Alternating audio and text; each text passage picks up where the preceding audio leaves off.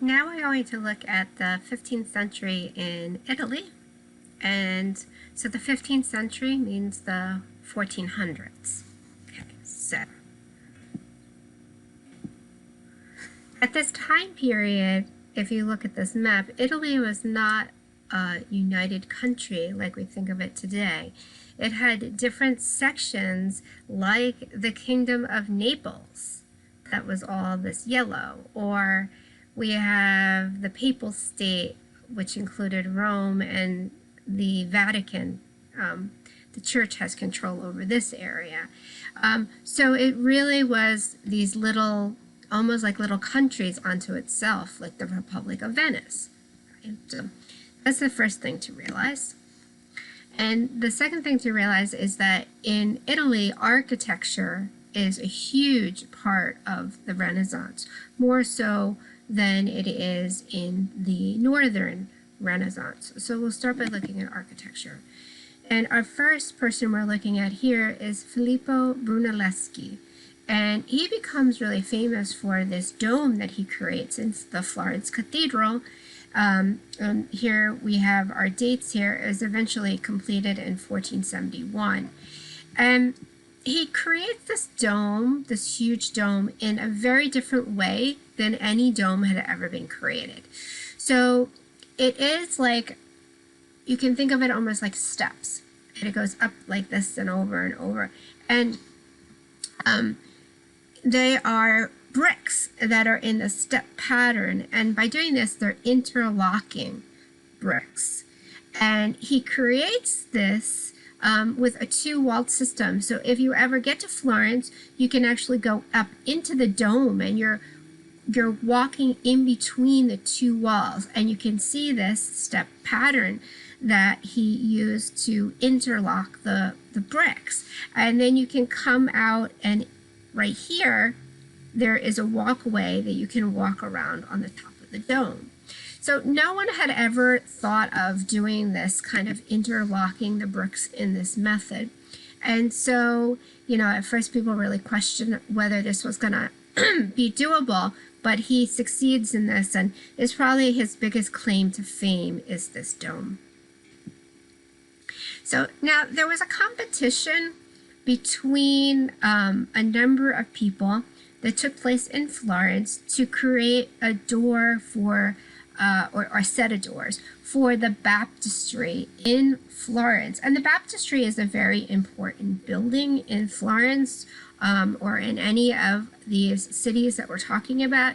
And I do have an ArtSmart video up on this, so you should watch the ArtSmart video. I'll go through it very quickly. So we have Filippo Brunelleschi and we have Lorenzo Ghiberti. Okay, so the two of them are two of the people that put in submissions for the competition, and they're the only two submissions that we have left. The piece we consider really a transition from the Gothic into the Renaissance, because one thing is that the shape that the guild said they had to include is a Gothic shape. But the way that bodies are handled in this, being more realistic, sense of volume and space in these pieces, is definitely moving more into the Renaissance. In the biblical story, God commands Abraham to kill his only son, Isaac. And this is a big sacrifice, not only because, of course, killing your child is a big sacrifice, but Abraham had waited a long time to have a child, and this was his only child, and he was a son. So he goes and he believes God is telling him to do this. He goes to sacrifice him, and at the moment he's going to cut his throat, an angel appears and tells him to sacrifice a lamb instead. And it's showing Abraham's undying faith in God. You know, he's not going to question anything God is telling him to do. So there's the story. Now, when we look at this, we have Brunelleschi's piece here, and we have Ghiberti's piece here. So Ghiberti ends up winning this competition, and one of the main reasons perhaps is that the way that the bronze piece is cast in this one is much simpler than the way it's cast in this one, and this one uses less bronze. And that could be really the reason why, because they're both really beautiful depictions of the story. So please do stop and watch the Art Smart video on this, because it runs through this in a little bit more detail than what I just did. But don't worry about Brunelleschi, because then he goes on, he has this dome he does, and he becomes quite famous. He also goes on and he does this church, which is the Church of San Lorenzo in Florence.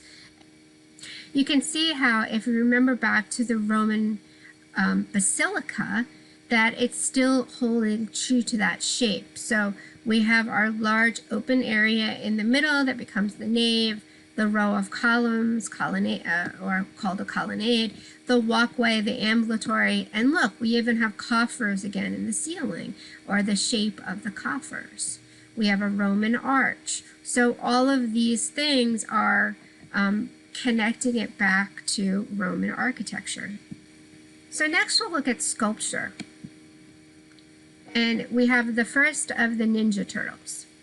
So we'll run through all the Ninja Turtles in the Renaissance. We've got Donatello and Michelangelo and Leonardo. So we'll run through all of these. So the first one being Donatello.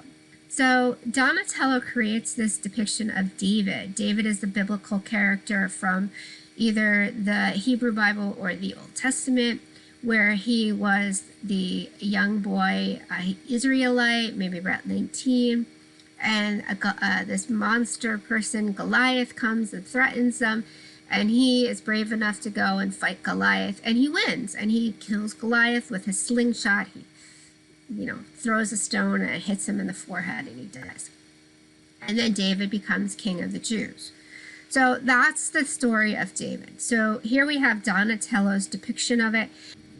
This is our first full figure, human figure, that we've seen since, a few hundred years ago in the, or more than 1,000 years ago, actually, in the Roman sculpture. And so here we have this figure, nude, which is kind of a strange depiction for the story of David, but perhaps Donatello is being inspired by the Roman sculptures. But it is odd that he has just the boots on and the hat on. He has this beautiful sense of contrapposto we haven't seen for quite some time, and he stands with this foot on the head of Goliath. You can see the nose here and the eyes, the beard here, and the helmet. Some people have made a claim that this nude figure, the way he's posed and the fact that he has his hat and his boots on, is a reference to some kind of homoerotic imagery. So that is possible, and it is possible that this was either just commissioned or Donatello himself was perhaps gay. But at this time period, it was against the law to be gay, and if you were gay, you caught in sexual acts of any kind, you would be imprisoned. And it was thought to be going against the church, so you would be imprisoned. So we'll probably never know 100% if this does have some kind of sexual reference to being gay or not. The next piece by Donatello here is an equestrian sculpture. And again, it's our first one we've seen in a really, really long time.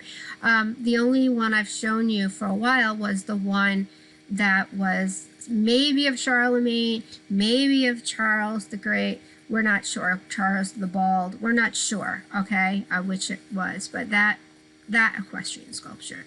But this one is much more realistic and much more reminiscent of the Roman sculptures or equestrian sculptures that we had looked at.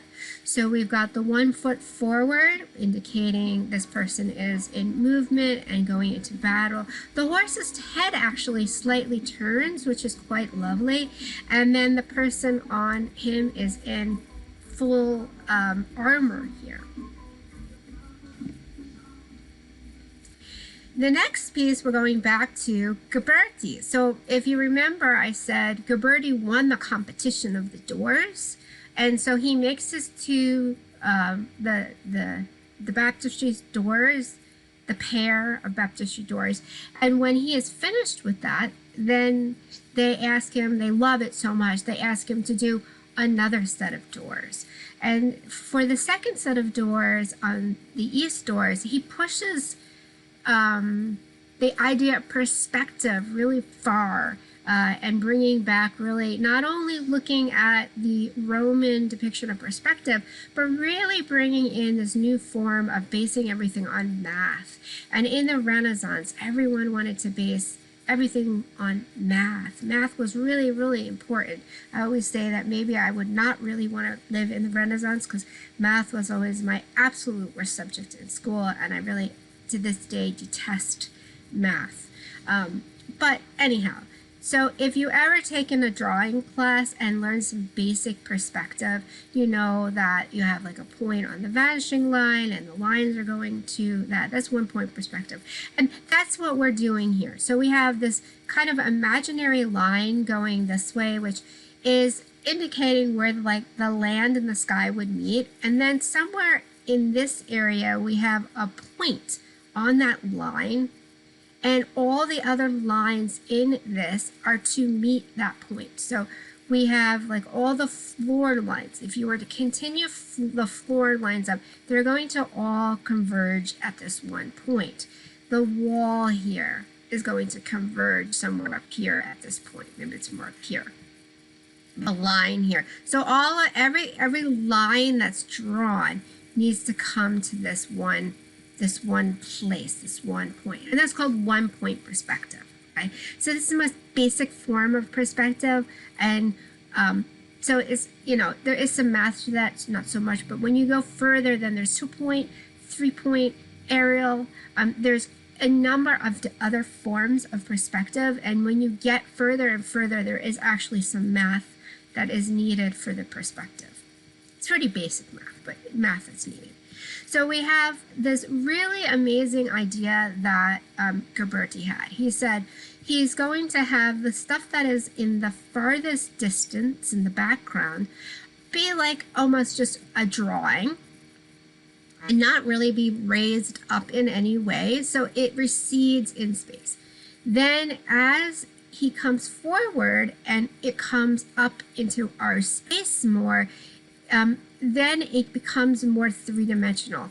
And so the relief gets higher and higher. And so you get to the figures here that are the closest to us look really like they are three-dimensional, although they're still attached to the background, so they're still considered relief sculpture.